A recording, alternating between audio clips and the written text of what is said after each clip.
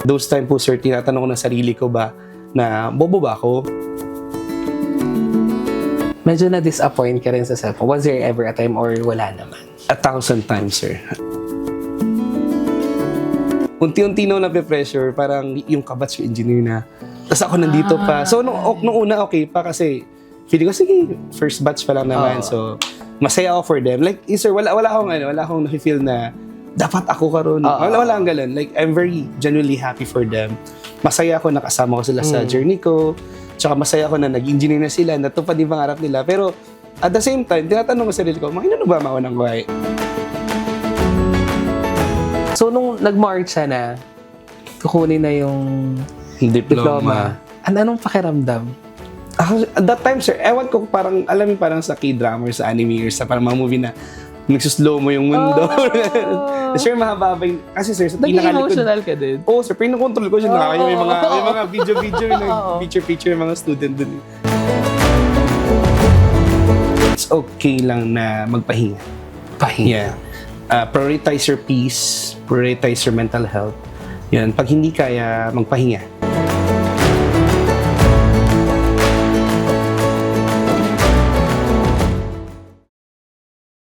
Mabuhay K-Citizens! Kasama nyo ngayon Monsur Vitero at welcome sa pinakabagong episode ng ating programa ng Dalay Totoong Kwento mula sa mga klanong kaido-idolo. Ito ang K-Sikat, Akla ng Lodi.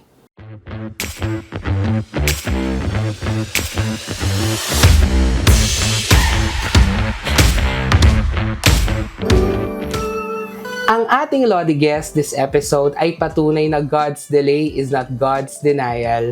Mula sa pagiging engineering student na halos makapagtapos na hanggang sa paghahanap ng panibagong direksyon sa communication, pinatunayan niya na hindi nasusukat ng isang setback ang tagumpay. Isa siya sa mga magagaling na events host natin dito sa probinsya, magaling na public speaker, and actually tumutulong din siya sa mga young broadcasters para talaga malinang paano ang kanilang kakayahan. Isang malaking karangalan na makasama at makilala natin siya this episode. That is all. Welcome to the show, Kent Ibardo Lasa. Hello, Kent. Magandang araw. Magandang araw, sir. Mabinuganaon ni adlaw sa tanan. Wow, malalim ang yung aklano, no? Kasi nagbibinalaybay, yes, di ba? O isa ka sa mga or hindi man finest, one of the finest talaga speakers no sa Binagaybay dito sa probinsya natin. So una-una, thank you so much for accepting this interview. Yes. Of course, sir, thank you rin sa malaking karangalan din na makasama ka. Imagine mo dati nakikinig lang ako sa radyo sa'yo. Oh, wow. Bata pa ako. Bata. Grabe naman 'yon. Nakakasampal naman ng katandaan. Schoolmates kami sa ACC and I really didn't know na may ganito siyang galing when it comes to public speaking. So, nung nakikita ko na siya, sabi ko, uy, ang galing niya pala talaga. And then, yung ang pinakaalam ko lang talaga sa'yo before was you were an engineering student. Yes, sir. So, may mga nangyari at yun po ang pag-uusapan natin this episode. Pero eto na nga, congratulations. Thank you, sir. Graduate na. Amen. How many years did it take before ka nakagraduate? Siguro since 2013, yun yung journey ko, sir, from college. Yung starting point ng college, literal na college journey. 2013. So, medyo mahaba.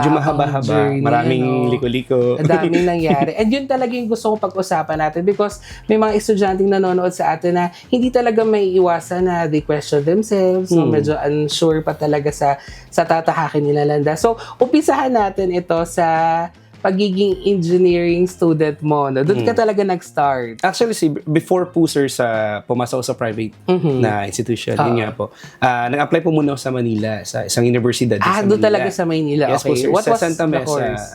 Electronic Communication Engineering. Okay. ECE, engineering din. So what happened? So, po, sir, ay tandang-tanda ko yun. February 13, 2013, when I flew po sa Manila. And the same day din po, nag-exam ako sa PUP. And after nun, February 17, 2013, lumabas yung result. And yung bahay pa po namin doon pa lang sa shopping. Sa may Mr. DIY. Doon dati yung bahay namin. Medyo antique. Yun. Tapos, syempre wala pa aming laptop that time. Hindi pa uso yung laptop and internet. So, pumunta po sa computer shop. Then, yun, search yung pangalan ko. Unfortunately, wala. So, meron po kasing bracketing method daw. Pasa naman po yung exam ko, kaso last batch kasi ako, sir, na kumuha ng exam. So, hindi ko nakapasok sa bracket. So, hagulgul ako nun, sir. Oo, so medyo disappointment Oh, agad sir, yun yun. yung pinakaunang disappointment ko sa sarili Very ko. heartbreaking. Sa hallway ng tindahan, shopping, hagulgul ako. So, bahala ka, Diyos. oo. Iyak nung iyak dun, sir. Grabe iyak ko nun. Bahala yung mga taong tumitingin sa akin. Oo. Bahala kayo, iyak lang ako dyan. Oo. Tapos, the first thing po na narinig ko kay nanay, sa lola ka po, sabi niya, may rason man na Ginoo ka ron. So, yun, sir. Grabe yung tanong ko that time. And then, sabi ni Papa and Mama, what if man na mag-Garcia na lang man na Okay. So, And then pumasok you po, sir. took up- Yes po. Pero pumasok din po, sir, sa isip ko na mag-mass comm sa Wibsu. So, kasi medyo malayo and only child po at saka bata pa that time. So, medyo Medyo challenge din yung pag-travel. Yes, so sir. So, medyo ayaw ni Mama. So, yun. So, nag-receive ako ng engineering. And, Electrical engineering. yes tama po, sir. ba? Na-enjoy ko, sir. Super magagaling yung mga professor doon. Tsaka pag sinabi kasi natin engineering, parang ang sakit agad sa ulo, di ba? Whatever engineering is that, di ba? Medyo very challenging siya, lalo na academically. Dapat so, ba high na-enjoy school? mo naman. High school? Oo. Oh, sir. I've been actively participating for many organizations sa SSC, si exam sir, si Kuya Arvin Barrientos, yung president namin, yung vice president po ng SSC. Oo. Third year ako, tapos mga sub-organizations. So, aside Yun, from folk sa academics, dance, mga cultural. cultural contest Opo, ka rin, cultural di ba? contest. May extracurricular. Very active po kami that time. But unfortunately, life happened. Oo. Hindi natin So, what hawakan. happened? Actually, that's the question eh. Actually, interview na to, bukod sa makapag-is or makapag-marites din. Yan. Kasi, yun yung talagang gusto kong tanongin because you almost graduated na, di ba, sa course 2 na to 3 yun. subjects na lang po yung Oo. ano ko, yung... So, anong nangyari? And you said naman na you enjoy, tapos parang hindi ka naman talaga, kumbaga nakulong lang sa academics, kumbaga nagpa-participate ka. Wala naman pong pressure, sir, na nangyari kay mama, papa, sa parents. Oo. Wala. So, what happened? I don't know, sir. Like, so, yun nga sabi ko, life happened. Yung focus ko, nawawala. I don't know, may personal and more like personal and emotional challenges. And those time po, sir, tinatanong ko ng sarili ko ba na bobo ba ako?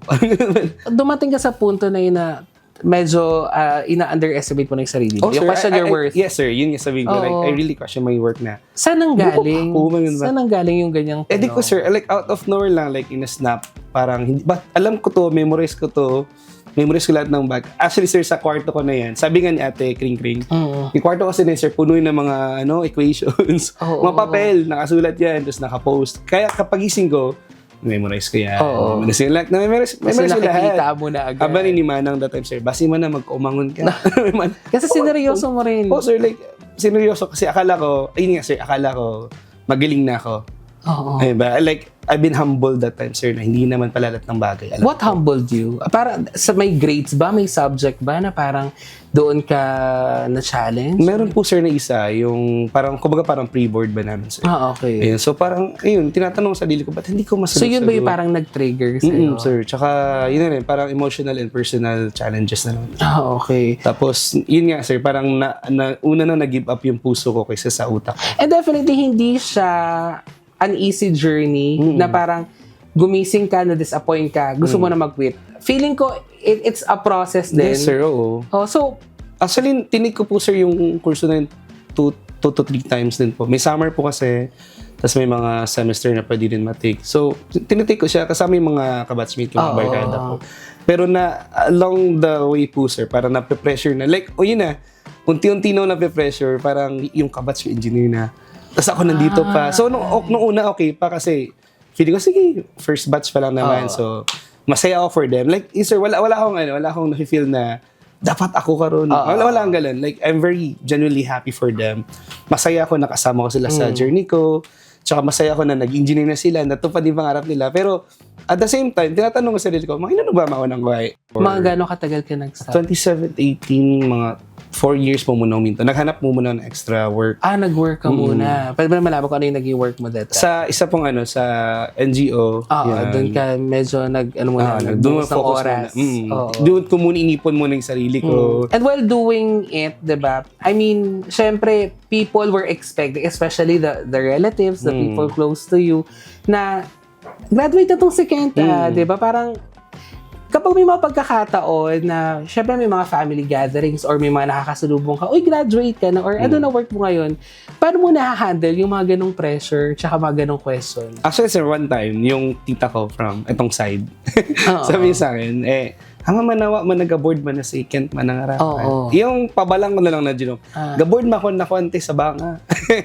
Parang nililihis na lang. Nililihis ko na. Kasi ayoko sana, sir, pag-usapan. Kasi nati-trigger yung anxiety ko. Kasi pag after ng convo na yan, ando na sila. Tapos ako dito na yung circle ko, parang lumiliit na naman yung spasyo. Parang ganun ba, sir?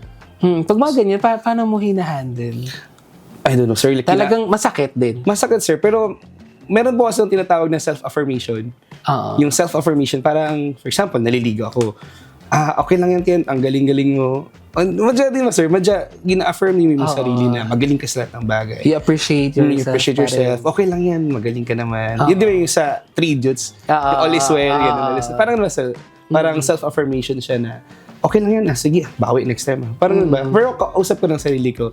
Di ba, sir, sa context ng communication, we have intrapersonal communication. So, practice mo yun. Kausap ko sarili ko. Okay lang yan, sige. Kaso, mag-update ka magyabang. How about your mga batchmates or classmates na nakikita parang out of nowhere, tapos bigla kayo magkakasalubong, di ba? Do you also attend mga gathering, tapos may mga classmates? Sir, yung mga kabatch engineering, nagkikita-kita na rin po kami. Nagkikita-kita pa rin. And may mga random conversation. Pero hindi po yun po yung grateful love for them kasi alam nila yung hindi nila masyado binibigyang bigat yung ganong topic. Alam nila yung situation, alam nila yung pakiramdam. Kaya never po namin napapag-usapan. I mean, I'm grateful for them kasi hindi sila nag-open up ng topic na, ay, Kent, kamusta ikaw? Gapang amusta sila, sir, pero wala na ginasriyahan about sa engineering part. Kasi may mga chats sila na happy sila for me. Na naabot kasi may mga sarili ka rin naman na mga achievements in life. I am very happy for them kung saan. Merong sa Cebu, may mga sa barko na I'm very happy for them kasi imagine mo, sir, dati nag-share lang kami sa isang bowl ng pagkain nung sa estudyante pa kami. And ngayon may mga pamilya ng iba. And I'm very happy for them. And alam po yan ni Lord na pinagpe-pray ko sila parati. Kaya naman ngayon, di ba, ngayong graduate ka na, for sure they are very, very happy din sa achievement mo. Pero, syempre that time, you also appreciate yourself, di ba? Hindi ka masyado nagpapalamon sa mga pressure, ganyan. Pero, syempre, tao ka pa rin at the end of the day. Was there ever a time that did you feel na medyo na-disappoint ka rin sa self? Was there ever a time or wala naman? 1,000 times, sir. Madaming beses.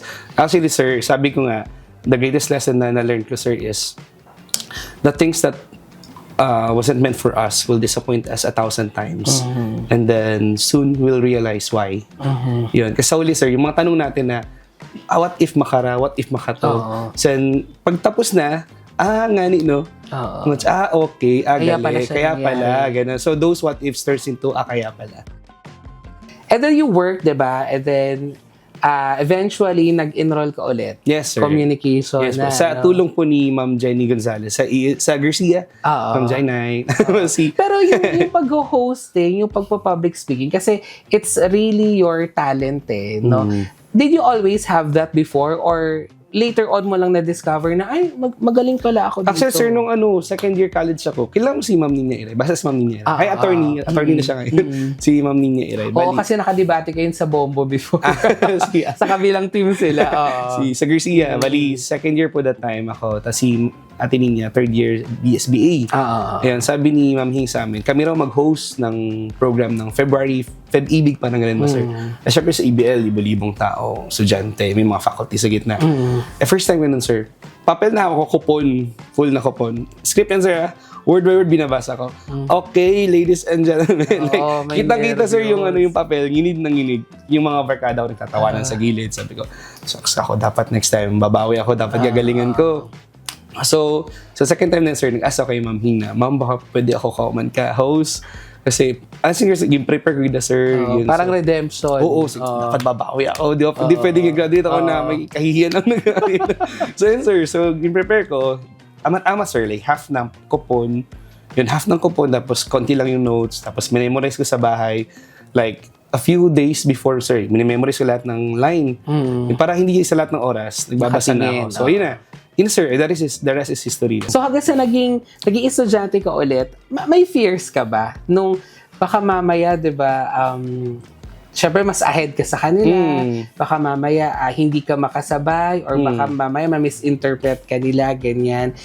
Ano yung mga fears mo? Noong una, sir, nababother ako sa school kasi yung mga estudyante, nag-good morning sir sa akin. Akala sir. nila.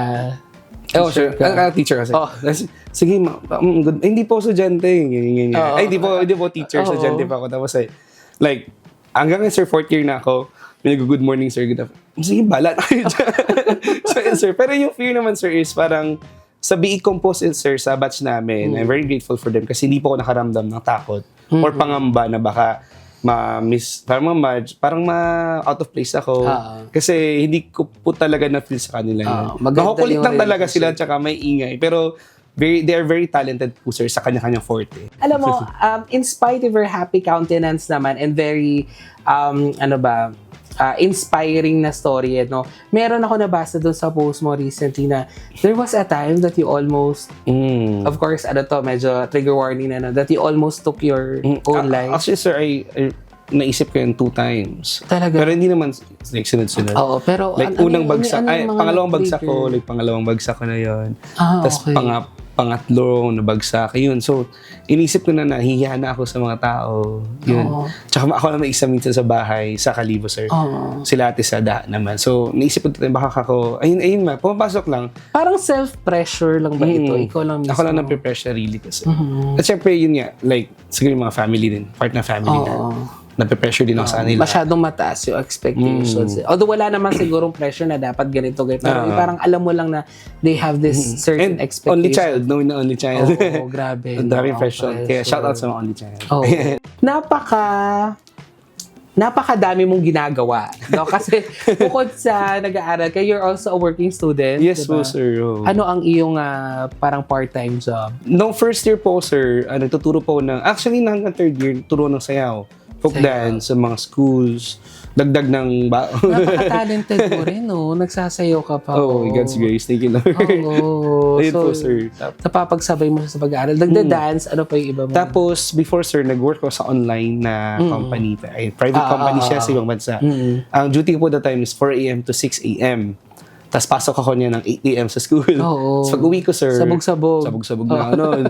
Tapos dinner ako. Tapos mga 10 to 12. Yun. May online na ulit ako, sir, na mga papers na. Personal, mo yan? Decision na mag-work, mag-aaral? Sir. Kasi kulang yung support. I mean, nandiyan yung parents or family. Pero financially, dyan lang nga rin. Although, free tuition po ang ASU. But there's still many, mga bayarin, boarding house, pagkain. Parang ayaw mo nang maabala pa. Ayun, sir. Nahiya ako mag-abala kay mama, papa. Kasi nahiya na ako, syempre. Natanda na to. May ganun talaga. Pero for them, siguro wala naman sana yun. Pero ikaw bilang siguro, as a responsible child rin siguro, talagang kinailangan mo na mag-step up na rin. So, syempre, ayun na nga, kumbaga, you continued your studies. Talagang, yung pag-aaral mo, nagtuturo ka rin kasi, di ba? Habang nag-aaral ka, you're also teaching broadcasting sa mga estudyante. Yes, na-interview din natin yung ilan sa mga mga winners mo. So, kailan naman to nag-start and kumusta yung approach na nagtuturo ka sa kanila na habang nag-aaral ka? I mean, where did you get that confidence na kaya ko magturo sa mga batang ito? Nag-start po siya, sir, nung 3rd year po ako, nung president po ko ng Communicators and Linguists Guild. So, nakita po paano. Meron po sir, meron kaming katawag na adapt school. Under po siya kay Sir Jonel, Doc Jonel. So, nag-adapt ng school, nagtuturo. Especially po, sir, sa Baka National High School. Doon po, sir, nag-start. Tapos, of course, the first year, second year pa ako, alam ko hindi pa ako ganun ka-ready na magturo ng radio kasi medyo maraming technical yung fundamentals. Then, no 3rd year, meron kaming BPP or second year pa kami, like broadcasting principle. So, feeling ko, okay, ganun pala yun. Then, nung unang salang, practice sa mga bata, tapos napag-aralan ko paano magsulat. I mean, yung proper na format for the competition. Iba po kasi ang format ng competition sa, tawag dyan, sa mismong region na, So, yun, iba pa lang format. So, ibang atake. So, dapat kung Filipino, parang pabardagulan na, kapag English, medyo class, ganun. So, naging ko po yung confidence ko nung nakikita ko ng mga bata na natututo. So, hindi pala ganun kadali At nakapag-produce ka ng winner. Yes po, sir. Diba? Meron ka na send sa national. Nationals. Kamusta sa feeling yung ganun? Na bukod sa may natutulungan ka, you are actually molding winners sa ganitong klase ng field. Meron po, sir, isang school dito sa Aklan na tinuruan ko na mga baguhan silang lahat. Like, super baguhan. Tapos, nagulat ako nung mga 4 days lang po nag-practice nila. Diretso po yun, sir. Balikan ako, uwian. Tapos nagulat ako na ang gagaling na nila sa nung last day. So for me, sir, ayun yung pinaka parang key part na nag-success ba? Sumakses. Sumakses. Step by the step. Although, sir, unfortunately, hindi sila nakapasok sa ranking, kumbaga. Pero nakita mo, sir, yung mga bata na tututo, tapos naglo-looking forward na umana, sir, next year, umana, balik ikaw. I'm very grateful sila sa iyo. Oo, yun, diba? Sir. Parang ganun bagay. Like, although hindi po, sir, tumatanggap ng monetary. Kasi sabi ko, kahit pamasahe lang, okay na. Yan, pamasahe lang. Tapos, yung allowance lang ba, sir? Pero yung TF, wala naman po. It is free. Yung pagturo ko po, sir. Kasi talagang passion mo talaga yan, no? Masaya ako, sir, sa ganung bagay. Yung paglaradyo, yung pag-hosting, pag-public speaking. Sir. Meron po, sir, meron po yung one time na sa isang school dito sa Aklan din, medyo liblib na lugar. Siyempre, walang pangbayad, pangpamasahe. Sige, sir, ako lang mo doon pamasahe. Tapos, yun. So, bisali naman na, sir, sabi ng teacher din, sir. Kasi yung mga parents nila, sir, parang walang-wala. Yung binigay sa sir, mga gulay, mga gano'n. May manok na native. So, with that, sir, I'm very grateful for that thing. Masarap na sa pakiramdam.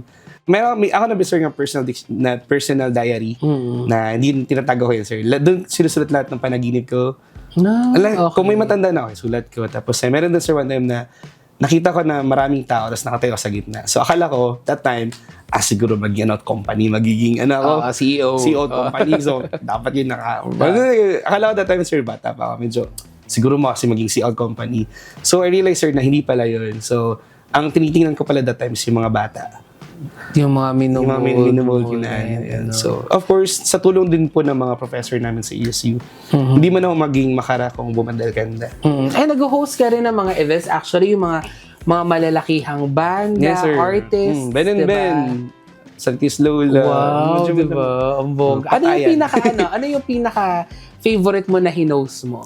Ben and Ben, sir. Yung sa Bakit? Bakit yun yung kasi dapat, sir, 1 to 5 p.m. lang yung ano ko doon. Yung stint mo. Doon lang ako. That time, sunog na sunog. Kasi yung init ng sa akin, binagsak. 1 to 5. Naka-t-shirt lang, sir, that time. Ito, sunog na sunog dito, sir. Tapos nag-request sila, Sir Ben, na continue na gabi. Sige, sugot. Siyempre, Ben and Ben. So ngayon naman sa mga pinagdaanan mo na to, ngayon nag-graduate ka na nga, nung nalaman mo nag-graduate ka na, how did you react to it? Na parang, syempre of course, in-expect mo naman siguro because you really, kumbaga, nag-focus ka naman, you really studied well. Pero, ano yung naging epekto sa'yo nung nakita mo na talaga na, ay, eto na, sure na. Inuulit-ulit yan, sir. Sinisend kasi sa amin sinisend kasi ni Sir Juvie yung namin, yung list ng names dun sa GC namin. Iyagin mo ng pangalan. Okay, Kent, iyagin mo. Tapos may sa printed copy, okay, iyagin mo naman. Much siyempre, for me na yung iba yung situation ko. Same with po, may classmate din po akong situation from NVC po siya. Si Lelik. Yun. So, kami po yung dalawa, sir, yung nag-uusap parati ng gaitong sitwasyon, yung frustration sa buhay, sa pag-aaral. So, we are very happy din po, sir, na okay, graduate yung kita. Communication din po siya sa NVC before. Ano reaction ng parents? Actually, sir, Kasi aminin na natin, di ba, taon din talaga yung ginugol. Pero hindi naman ito dahil sa tinamad ka or dahil nagbulakbol, kundi you were trying to find yourself din. No? Wala naman po kasi, sir, wala akong bisyo. Like, wala akong dope, nagsusmoke, nagtatangay, or walang sa ba.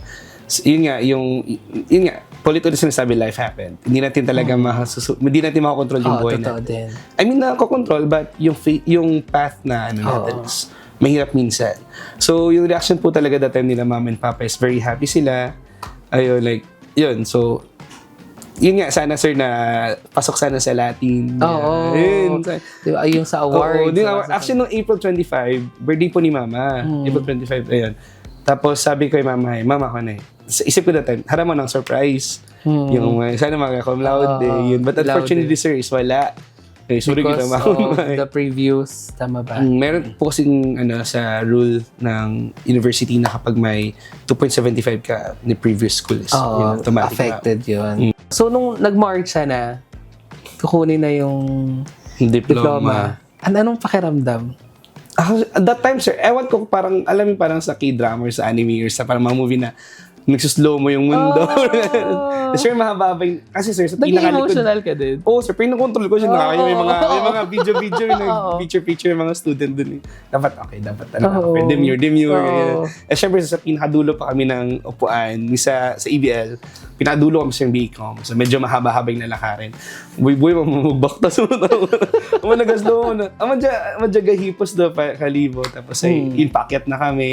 Hindi ko na nararamdaman na, oh my God, parang yung ABL na tinayuan ko dati, sir, kung saan nag-start ng hosting, ay hindi yung tinayuan ko nung graduation at ASU. Ayun na nga, so natanggap mo na yung, yung diploma mo. So,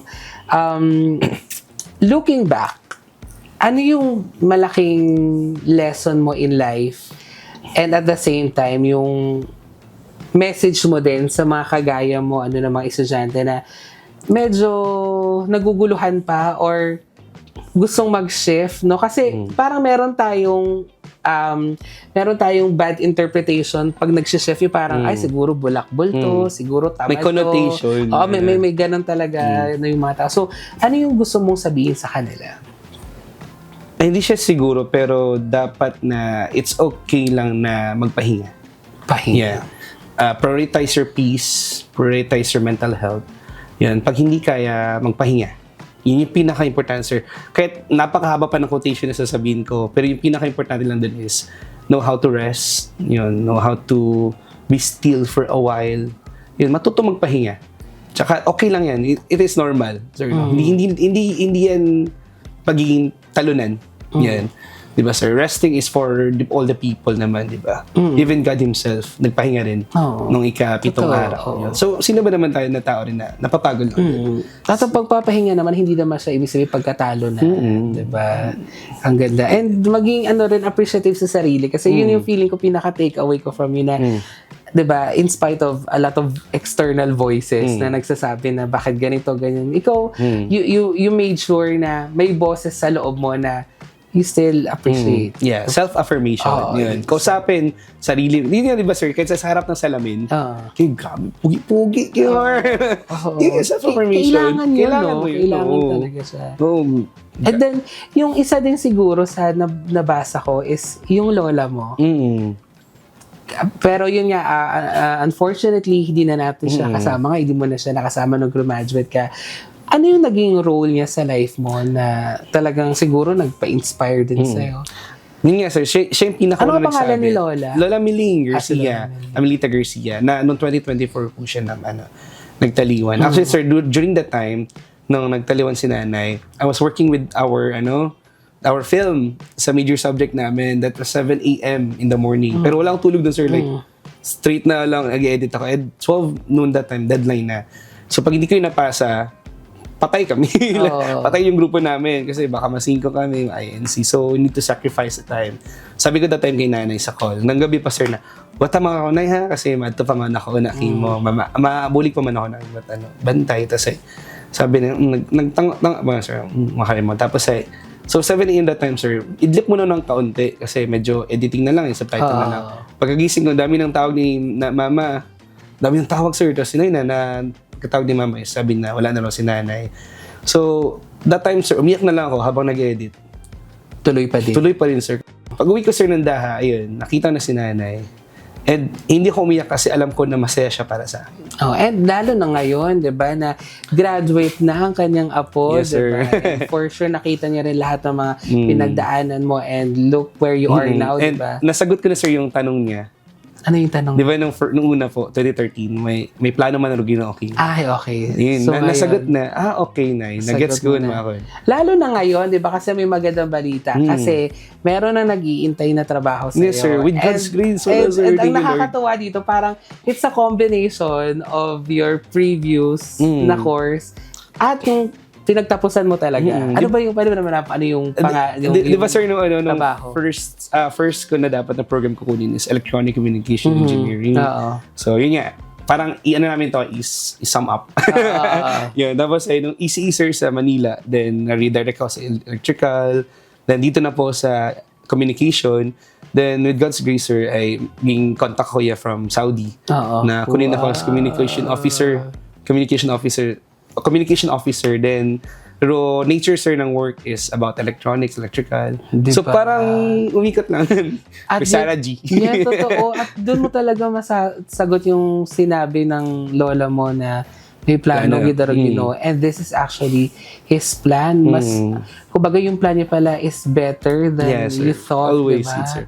Kaya nga sir, actually yung iba sinasabi na redirection dun. Oo. Pero for me sir, I do believe na it's all about realignment ng mga bagay-bagay. And of course, alam din namin, Ken, na hindi ka naman mag-isa sa panalo mo na to sa buhay. May mga nagtiwala, may mga talagang sumuporta sa'yo. Baka may magusto kang batiin or pasalamatan. Go ahead. Of course, first muna si God for guiding me all the way, for guarding my heart and guiding my mind sa tayong decision sa buhay. My family, Mama and Papa, Mama Ebel, Papa Omar, kay Kyle, kay Moy, kay Manang, kay Ante, kay Mami, kay iba, kay Tatay, Uncle Bimbo, dami namin. Tsaka sa ESU family, of course, yan, sa lahat po ng mga opisina sa ESU. Kasi parang ampunan, parang naging ampunan ng Doon ako sir palagi sa mga office nito. Oo, nakatambay. Nakatambay sa OSAS, sa DYMT, sa ACS, sa monitoring, sa guidance, sa library, sa CAS na Dean's Office, kay Ma'am Donna, yan. Ang dami, sir, sa buho. Sa, of course, sa Garcia family, sa GCT family, kay Ma'am Hing, kay Sir Boyce, and all my brothers sa electrical engineering. Maraming salamat po sa atin. Sa jowa daw, sir. Huwag muna. Papatay pa na ng bahay. Oo, totoo. Magsa-Saudi pa. Medyo mahirap ang LDR. Yes, sir. But anyways, congratulations sir. again. Thank you. Maraming salamat for saying yes this interview. Actually, ito, truth be told, na gusto na kita talaga i-guess. Kaya lang sabi ko, maganda talaga pag nakagraduate na siya. Kasi it's a testament na may mga dreams talaga na napuput on hold, pero hindi ibig sabihin na hindi na siya matutuloy. Just like you na, at kahit nasa proseso ka pa lang, parang you were already, having achievements, diba? May malalaki, may mga maliliit. And that also speaks talaga, that also resonates sa mga estudyante ngayon na syempre may mga iba talaga ngayon na hindi talaga alam. Napapanghinaan ng loob. So, thank you for inspiring them. Thank you for being a beacon of inspiration sa kanila na pwede pa rin talaga, na hindi talaga siya, ang pagtatapos ay hindi karera talaga. Yes, sir. Maraming salamat. Maraming Yes, sir. salamat again. And of course, maraming salamat din sa lahat natin mga citizens na nanonood sa ating community channels 1 and 24. Ganun din sa ating Facebook page and YouTube. Don't forget to react, comment, and share this episode. Abangan po natin sino kaya ang ating susunod na Lodi guest. Dito lamang yan sa programang K-Sikat, Akla ng Lodi. K-Sikat, Akla ng Lodi would like to thank Congressman Papa Jess Marquez. Thank